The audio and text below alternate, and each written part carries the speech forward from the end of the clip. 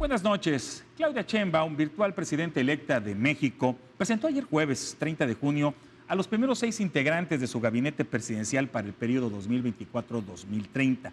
3 hombres y 3 mujeres, entre los que se encuentran Marcelo Ebrard, Rosaura Ruiz Gutiérrez, Juan Ramón de la Fuente Ramírez, Alicia Bárcena Ibarra, Julio Verdegué Sacristán y Ernestina Godoy Ramos. Hoy, en Punto de Encuentro, vamos a analizar su formación académica, carrera en el servicio público e iniciativa privada, acciones y experiencia en el último cargo desempeñado en el servicio público, retos a corto plazo y mediano que le exigen los nuevos cargos y si son el perfil calificado para el puesto que le fue conferido. Un gusto, un privilegio tener al doctor Diego Alberto Avilés, profesor universitario, economista, con especialidad en comercio internacional y doctorado en desarrollo regional.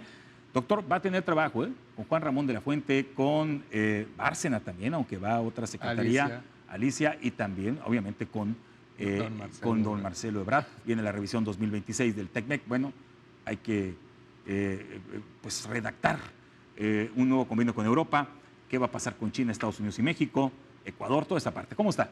Muy bien, gracias por invitarme y saludo aquí a toda tu audiencia. Gracias. Y bueno, a través del Zoom, un privilegio contar con la participación del maestro José Manuel Urquijo, analista político. José Manuel, un gusto saludarte. ¿Cómo estás? Encantado, Marco. Igualmente un gusto estar compartiendo esta mesa con ustedes. Más adelante, gracias, José Manuel. Más adelante se incorpora el maestro Smith, también internacionalista y politólogo. Y bueno, así presentaba ayer la presidenta virtual de México al primer perfil que forma parte ya de su gabinete de transición y que fuera precandidato a la presidencia de México en las elecciones internas por Morena. Marcelo Ebrard Casaubon, secretario de Economía. Es licenciado en Relaciones Internacionales por el Colegio de México y cuenta con una especialidad en Administración Pública en la Escuela Nacional de Administración en París, Francia. Ustedes saben, fue secretario de Relaciones Exteriores del presidente Andrés Manuel López Obrador hasta junio del 2023. Fue jefe de gobierno de la Ciudad de México del 2006 al 2012 y durante 2009 presidió el Consejo Mundial de Alcaldes para la Acción Climática. Se desempeñó también como secretario de Desarrollo Social con el presidente Andrés Manuel López Obrador como jefe de gobierno y secretario de Seguridad Pública. Tiene una amplia experiencia. Estoy muy contenta de que Marcelo nos acompañe y además el día de ayer presentamos los ejes centrales de nuestro proyecto de desarrollo económico. Marcelo está convencido de ello y estoy segura que es la mejor persona para que nos apoye y juntos podamos desarrollar este proyecto de prosperidad compartida. Después del nerviosismo en los mercados por las reformas que serán votadas en el mes de septiembre, la especulación, el dólar estaba en 18,70 centavos, presenta estos 3 perfiles, se baja a 18,30 centavos y el primero que presenta es Marcelo Ebrard. ¿Es el perfil indicado, maestro, doctor Avilés, para ser titular de la Secretaría de Economía? Mira, quisiera comentarte varias cosas sobre lo que acabas de decir. La especulación financiera que hubo hace un par de semanas, mucho se habló de ella, del nerviosismo de los mercados y demás, ¿no? Pero lo que no se ha dicho es que tenemos 10 días, no un día, 10 días con una tendencia bajista en el precio del dólar. Y claro está, este anuncio que hizo ayer vino a reforzar esta tendencia. La verdad es que pareciera que nada más hubo una comentocracia de parte de un sector de la sociedad que tiene a uso y discreción el uso de los medios de comunicación, que pareciera que quisieron alterar los mercados financieros. Y los mercados financieros desde hace 10 días están llegando a su normalidad, ¿no?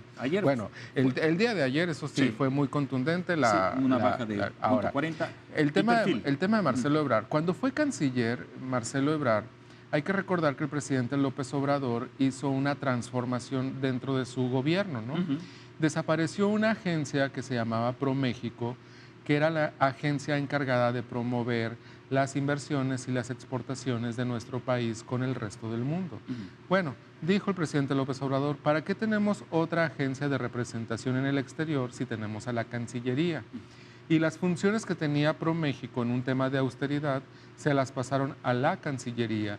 Y el canciller Marcelo Ebrard, aparte de la diplomacia y los temas de política internacional, también fue el promovente del país para la atracción de inversiones y las exportaciones.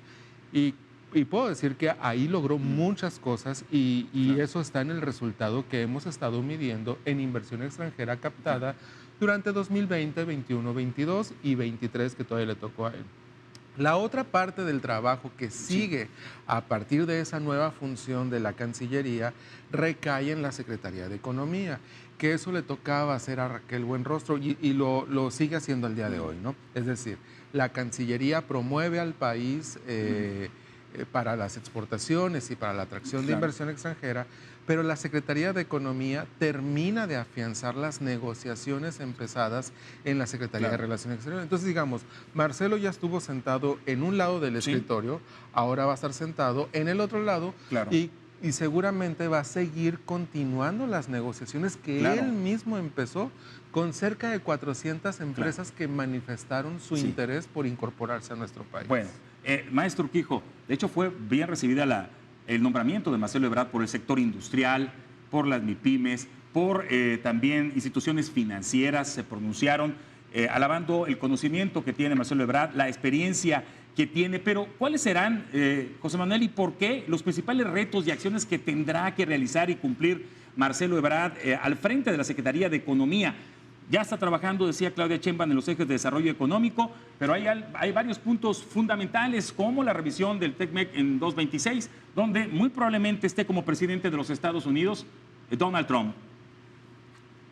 Bueno, antes de entrar en detalle con la respuesta a esta pregunta, me gustaría hacer un paréntesis, ¿no? Y hablar de la importancia que tiene el cómo se presentan a estos primeros 6 titulares de secretarías, ¿no? Y por qué son ellos los primeros y no el enfoque que podría ser político. Yo creo que lo que estamos viendo, primero que nada, es un enfoque diferente al estilo de gobierno que tenía el presidente López Obrador, sin abandonar los principios y sin abandonar los valores y las causas que llevaron al gobierno a López Obrador y a la propia Claudia Sheinbaum. Estamos viendo, me parece, pues una nueva etapa de gobierno en el que hay continuidad en principios, en políticas y demás, pero con el sello de la doctora Claudia Sheinbaum, que me parece que va a ser el tema del conocimiento, la experiencia, va a ser la capacidad, cuando en el pasado el presidente López Obrador pues priorizaba los temas más políticos por encima de la capacidad o por encima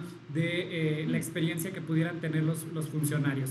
Me parece importantísimo que en esta primera etapa haya nombrado pues primero al secretario de Economía, Medio Ambiente, esta nueva Secretaría de Ciencia, Tecnología y Humanidades que se está pretendiendo para el próximo sexenio. Me parece que eso comunica mucho de las prioridades que va a tener la próxima presidenta y de cómo va a ser su gobierno, creo yo, desde el punto de vista de la toma de decisiones que van a ser con conocimiento, que van a ser pues con este nuevo enfoque diferente, ¿no? Y ahora específicamente en el caso de Marcelo, pues yo creo que la coyuntura que viene con Estados Unidos, recordemos que hay elecciones este mismo año, que muy probablemente gane otra vez Donald Trump la presidencia de la República, y Claudia sabe, está convencida, más allá de las diferencias políticas que pudieron haber tenido en el pasado, está convencida que el mejor perfil para negociar con Estados Unidos lo que sigue después de que ella tome protesta y de que se den las elecciones en noviembre de este año en Estados Unidos, pues me parece que ella sabe que Marcelo negoció por una parte con el gobierno de Trump en los últimos años y también le tocó pues la administración de Biden, ¿no? Entonces me parece que este es la principal fortaleza de Marcelo frente a Claudia, y que conoce bien a los actores políticos en Estados Unidos, pero también en México a él lo conocen los mercados internacionales. Es una persona, un político técnico, político también, pues que genera confianza hacia las distintas audiencias que tiene el país. Y creo que en esta nueva etapa también del nearshoring, que viene muy fuerte ya la relocalización de empresas, donde ya tiene que estar la parte, digamos, mucho más operativa de este gran proyecto o visión que tiene el país, pues me parece que Marcelo puede ser esa pieza ejecutora que ayude a que resuelva los problemas. Hay que recordar también que en el pasado sexenio, bueno, en el presente sexenio de López Obrador, pues fue llamado el bombero, ¿no?, de la cuarta transformación. Claro. Prácticamente hacía de todo y es un tipo resolutor. Vamos a ir a corte, nos vamos a ir más rápidos, que son 5 perfiles. La edad promedio de estos primeros 6 integrantes del gabinete es de 69 años, ¿eh? Es de 69 años. Sí se apuesta por la experiencia, se apuesta por lo pragmático, se apuesta por la gente que viene de la academia, de la ciencia, y que todos en algún momento se conocen y han trabajado y están directamente relacionados todos los puestos. Vaya, tendrán que apoyarse y trabajar en conjunto de manera interdisciplinaria. Hacemos pausa y seguimos analizando los perfiles de estos primeros 6 integrantes del gabinete de Claudia Sheinbaum.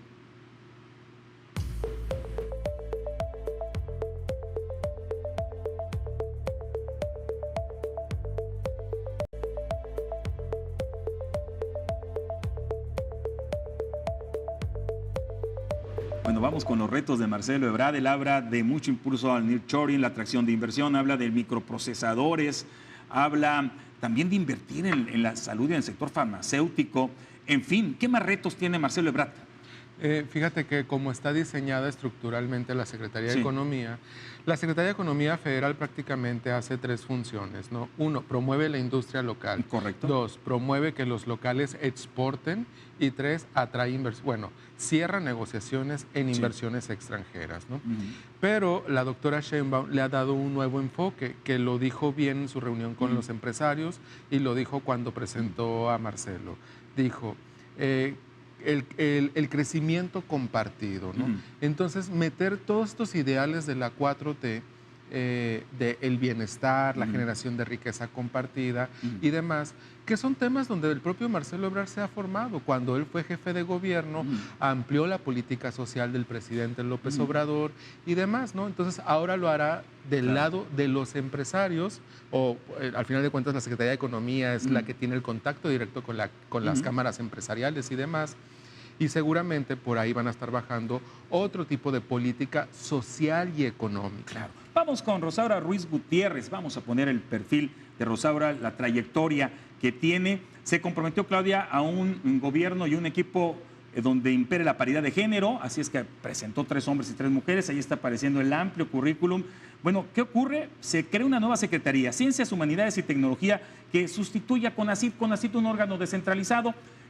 Esta secretaría pertenecerá obviamente al presupuesto y a la administración pública. Hay pro y contras tal vez de esto, pero lo cierto es que es un mensaje que manda, José Manuel, no sé si tú lo consideres igual, al sector de la investigación que tanto se necesita precisamente para impulsar, sobre todo el sector industrial, donde se requiere obviamente de desarrollo tecnológico mexicano, y es un mensaje tal vez para limar asperezas con el sector científico. ¿Cómo ves este nombramiento? Lo mismo reúne el perfil Rosaura para el puesto. ¿Cuáles son sus principales retos? Adelante.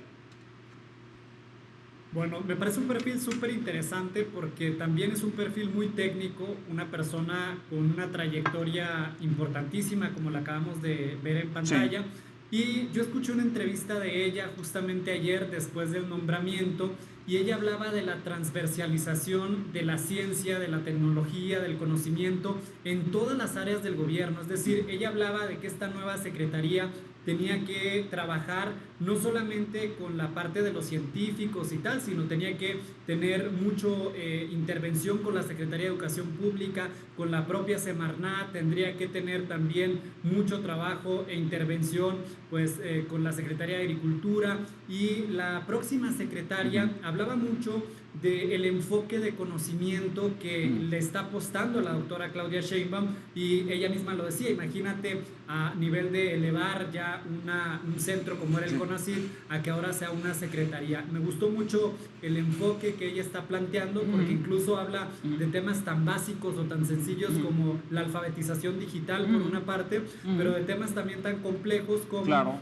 crear propia tecnología e innovación en el país que le sirva a la salud y que le sirvan a todos los sectores del gobierno. Sí, la transversalidad. La tecnología jugará un papel fundamental, por ejemplo, para la distribución y ahorro de agua, utilizando la inteligencia artificial. Bueno, fundamental, no solamente ser un país que, pues que arme procesadores o microprocesadores, sino que aquí también se forma esa tecnología como un detonante de la industria. Creo que va a ser fundamental esta parte. En el caso de este nombramiento, y no sé si comparta José Manuel, mucho se ha especulado que si el presidente López Obrador va a tirar línea, va a meter... cosas se han dicho, ¿no? Y el caso de Rosaura, pues tiene todo el toque de Claudia Sheinbaum, ¿no? Número uno, procede de la Facultad de Ciencias, correcto, de la UNAM, de donde también es docente. Fue coordinadora del área de ciencias. Y de donde también es docente, Claudia Sheinbaum. Y número dos, y no hay que perder de vista, creo que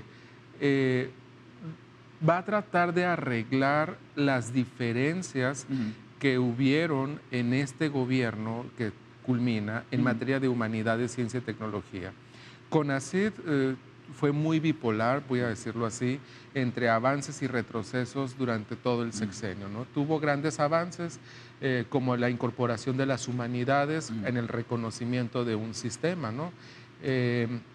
La reforma a la ley de ciencia, que tenía décadas que no se reformaba la ley de ciencias, hubieron avances, la creación del Sistema Nacional de Posgrados y demás, pero luego empezaron a haber varias diferencias en medio de escándalos y demás, había una ruta y demás. Y nada más de ver el perfil, una persona que estudió en el extranjero ya habla incluso de otra ruta que va a tomar las humanidades, ciencia y tecnología. ¿Qué es la constante en estos perfiles?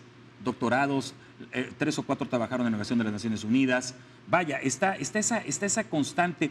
Pero, José Manuel, así rápidamente para terminar con Rosaura, ¿será tema el presupuesto? ¿Tendrá más presupuesto esta secretaría para apoyar y impulsar la ciencia, tecnología y humanidades que lo que tuvo CONACYT en su historia? No quiero yo concentrarme en los últimos años con CONACYT. ¿Será tema el presupuesto? Yo creo que por lo que escuché en la entrevista que le dio Enrique Acevedo ayer, me parece que sí va a ser tema, pero va a ser tema en positivo.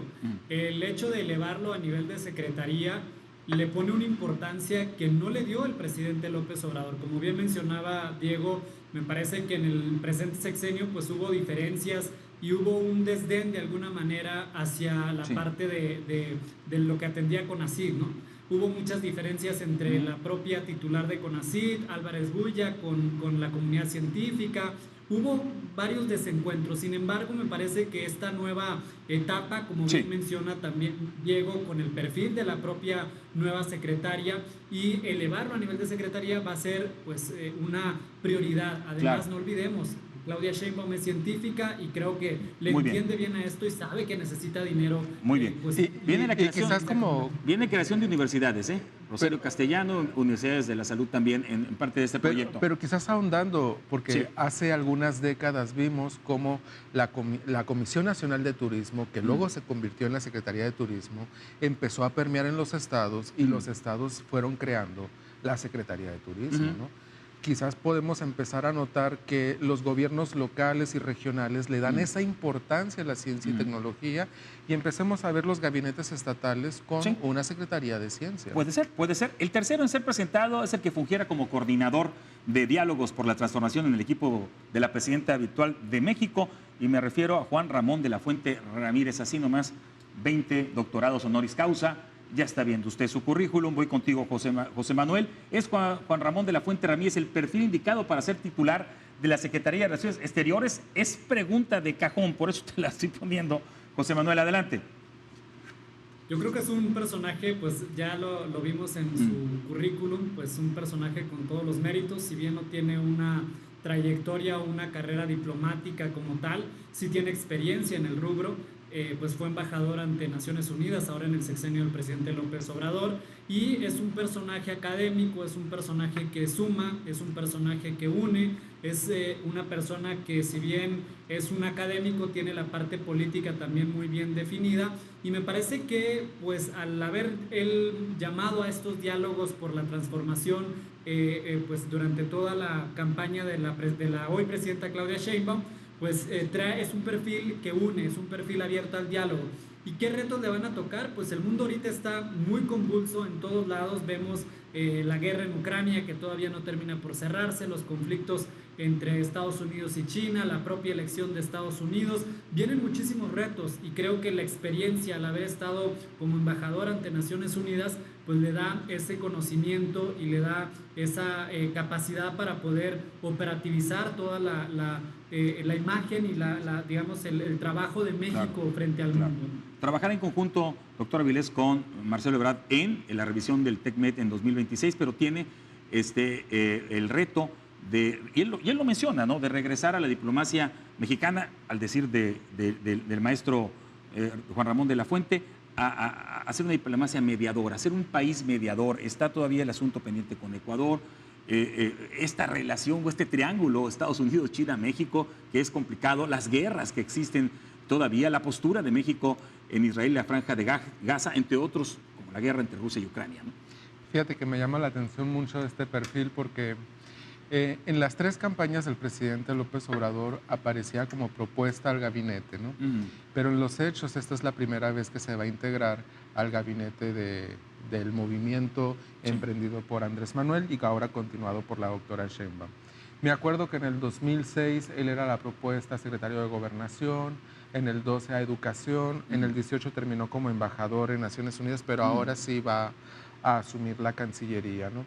Y sí, ya hizo mancuerna con el propio Marcelo Ebrard durante el tiempo que estuvo Marcelo al frente de la Cancillería y Juan Ramón estuvo como embajador de México ante Naciones Unidas. En Naciones Unidas seguramente adquirió la experiencia durante los 5 años y medio que estuvo ahí, de las técnicas diplomáticas y demás, pero esta mancuerna va a ser muy interesante porque fue una relación que ya inició desde la Cancillería y ahora va a ser el binomio de la promoción internacional contra la atracción y cierre de negociaciones. Lo ha dicho la doctora Sheinbaum, el nearshoring, el crecimiento compartido y demás es un eje fundamental para su gobierno y creo que pone a este binomio al frente, al doctor Juan Ramón de la Fuente y a Marcelo Ebrard, para hacer esas negociaciones. Vamos a pausa, regresamos para terminar con Juan Ramón de la Fuente, avanzar ¿sí?, con los otros perfiles que fueron presentados ayer por la presidenta virtual de México.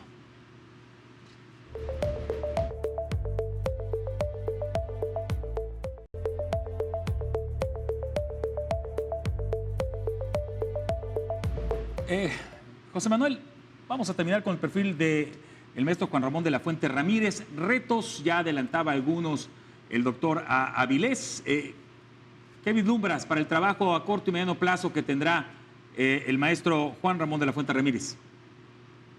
Bueno, en el corto plazo me parece que va a ser el tema de Estados Unidos, la elección presidencial que tenemos ya en puerta en noviembre, y establecer o fortalecer las relaciones y la defensa del país frente a Estados Unidos si es que llega un Donald Trump a la presidencia de la República. Y en el mediano plazo me parece pues que es justamente terminar de consolidar esa dupla con Marcelo de toda la relocalización de las empresas que llegan al país por el nearshoring y bueno, pues también fortalecer la imagen de México ante el mundo, que me parece que con este nombramiento de la doctora Claudia Sheinbaum se ve también la importancia que le está dando ella al rol que va a ocupar el país frente al mundo, cosa que no necesariamente ocurrió en el gobierno de López Obrador. La cuarta integrante del gabinete de transición, que fue presentada el día de ayer, actualmente la secretaria de Relaciones Exteriores del Gobierno de México, fue Alicia Bárcena Ibarra. Había personas que no sabían de su historial como bióloga, ¿sí? Y el trabajo que había hecho en pro del medio ambiente. Pero reúne Alicia Bárcena el perfil indicado para ser titular de la Secretaría del Medio Ambiente y Recursos Naturales y la importancia que tendrá esta secretaría en un ámbito internacional, porque hay tratados internacionales que hablan pues, del uso de energías renovables, hay tratados internacionales que hablan obviamente de la mejora al medio ambiente, como incluso requisitos para sostener tratados internacionales comerciales. Creo que el trabajo de Relaciones Exteriores continuará, aunque esté al frente de esta Secretaría del Medio Ambiente, ¿no? Sí, fíjate, Alicia Bárcena actualmente está en la Cancillería. Debo de mencionar que tanto Marcelo Ebrard como Alicia Bárcena han sido grandes aliados del gobernador Alfonso Durazo en el Plan Sonora. Bueno, ese es otro tema, ¿no? Bueno, pero sí nos interesa a los sonorenses. Pero Alicia Bárcena específicamente en el área de promoción económica, porque lo digo nuevamente, ¿no? En los cambios estructurales que hizo el presidente López Obrador a la Cancillería, le dio las atribuciones de la promoción económica ante el mundo. Entonces, ella se sentó con los inversionistas del sector minero, ¿no?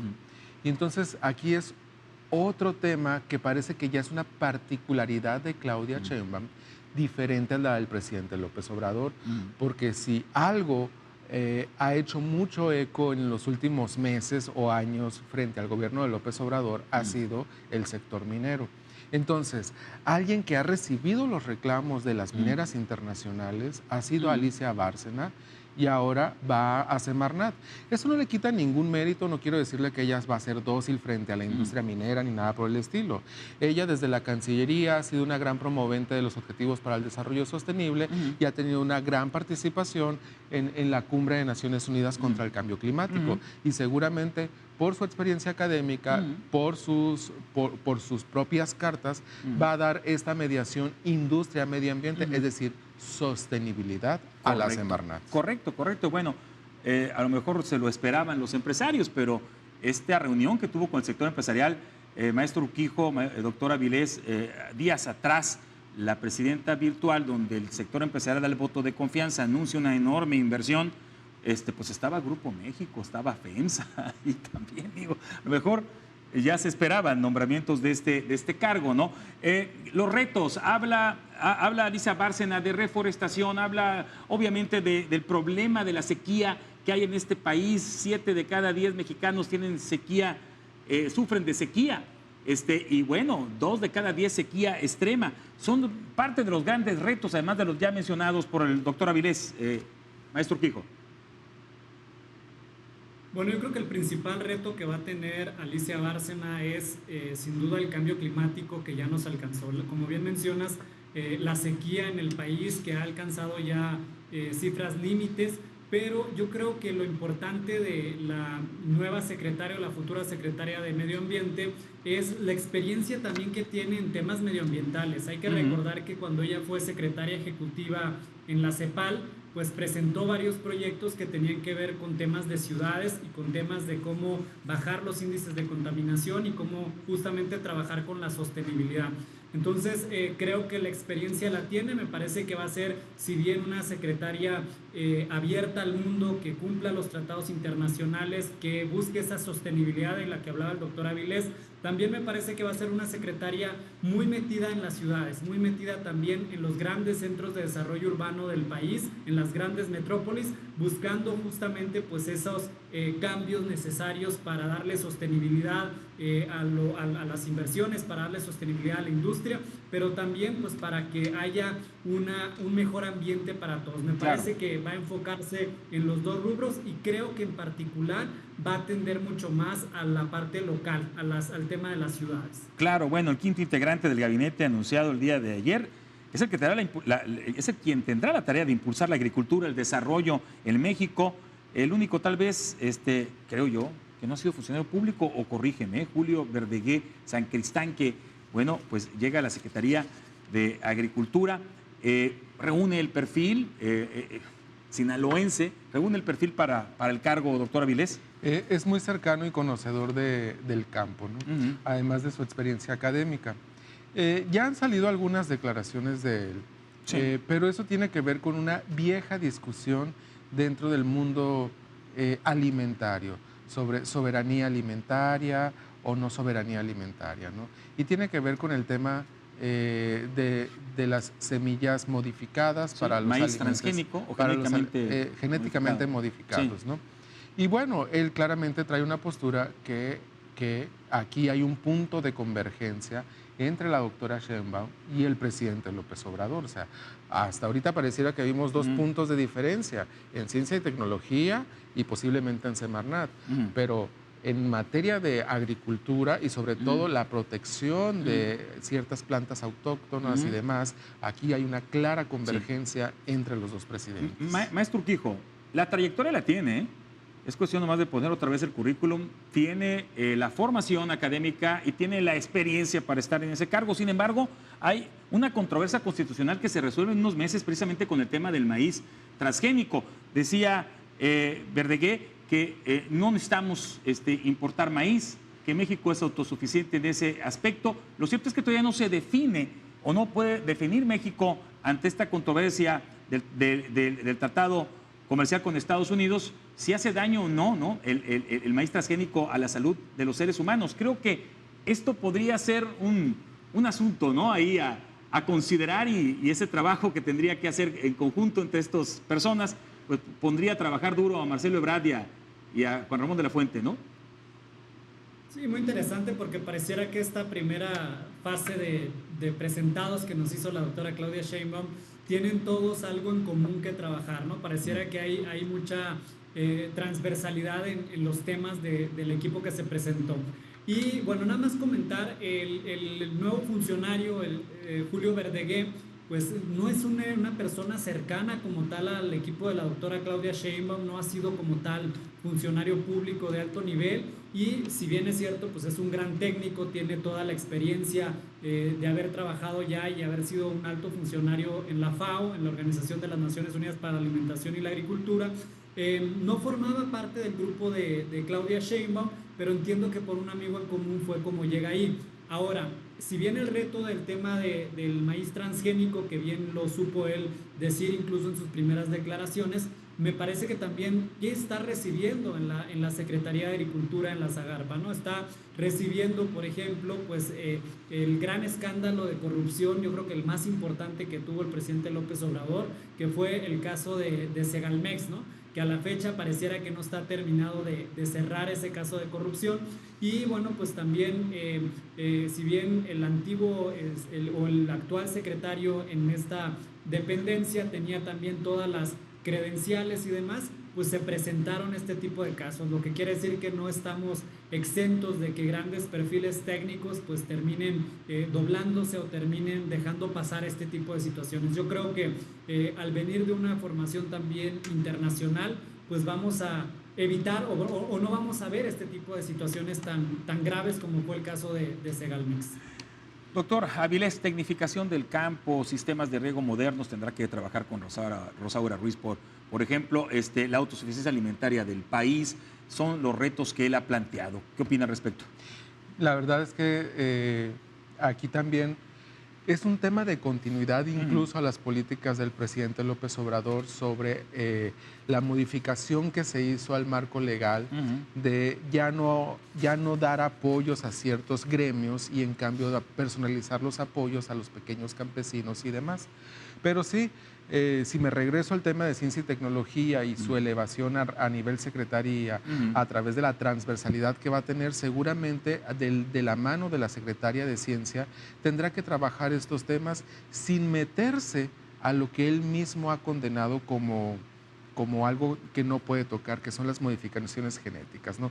Al final de cuentas, este es un tema que sigue en el debate y que hay quienes tienen una postura a favor por poder combatir la hambruna misma y otros que tienen una postura en contra por los posibles daños ecológicos y ambientales que puede suceder con este tema. Claro, vamos a hacer pausa, regresamos ya con el último perfil, que es Ernestina Godoy Ramos, claro, las conclusiones y otros puntos pendientes en el análisis de perfiles del Gabinete de Transición de Claudia Sheinbaum.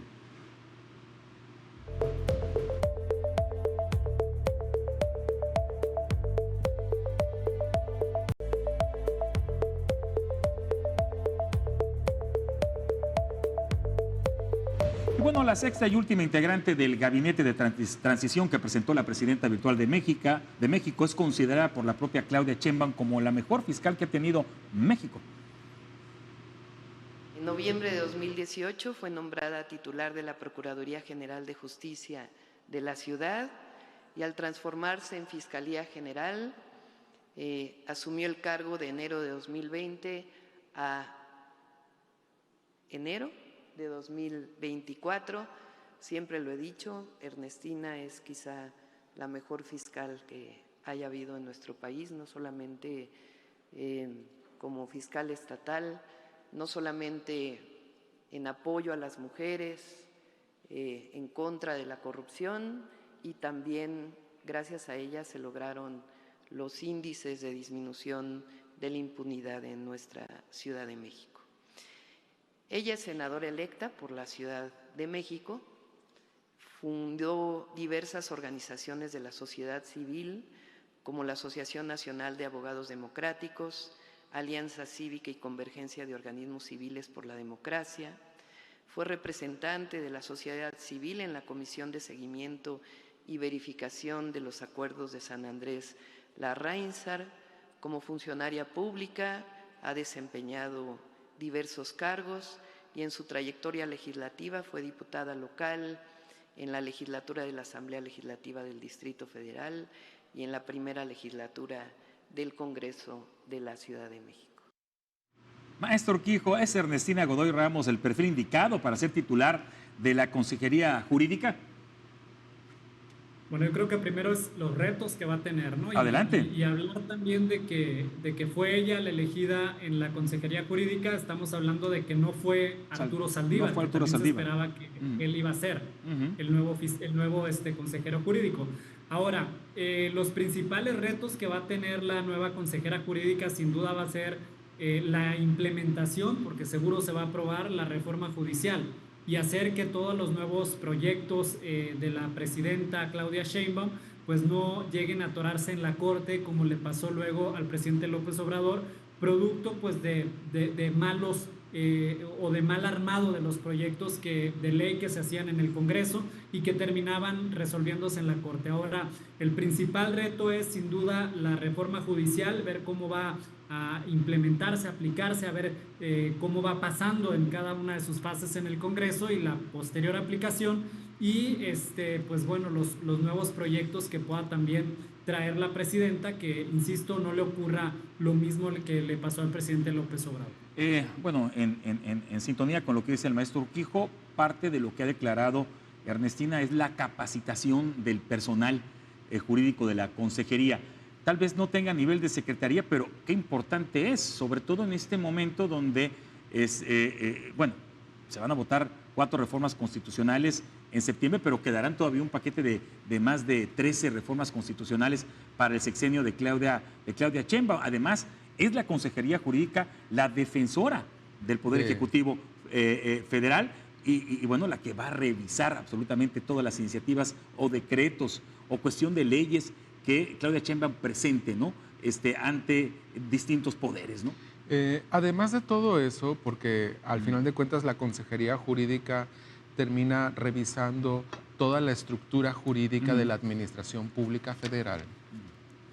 A mí me parece que el nombrar a Ernestina Godoy le da una esencia de Claudia Sheinbaum que se vio y se observó en el gobierno de la Ciudad de México, y me remito a los temas de equidad de género, ¿no?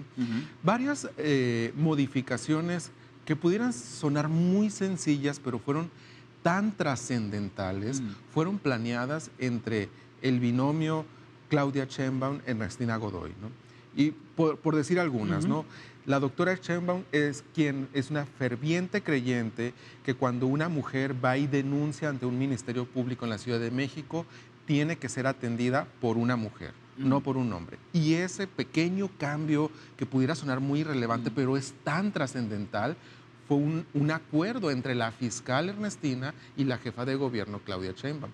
Y como ese, muchas otras modificaciones que permitieron poder contener los feminicidios, la violencia de género, etcétera, en la Ciudad de México. Seguramente lo que va a suceder ahora, porque se ha dicho mucho en el discurso, pero falta verlo en los hechos, son temas de equidad de género en la estructura jurídica de la Administración Pública Federal, y me parece que por ahí va el enfoque de por qué Ernestina.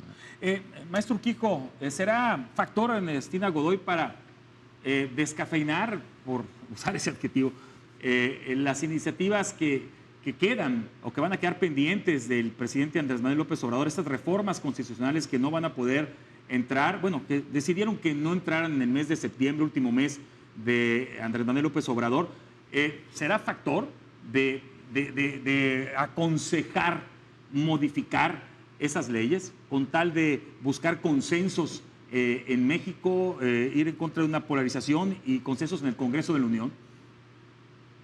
Bueno, consensos como tal en el Congreso tampoco ya son tan necesarios. No, yo sé que tienen mayoría calificada, pero bueno, en México. Yo creo que más allá de descafeinar, me parece que va a ser una guardiana. Ernestina Godoy también es parte del movimiento del presidente López Obrador.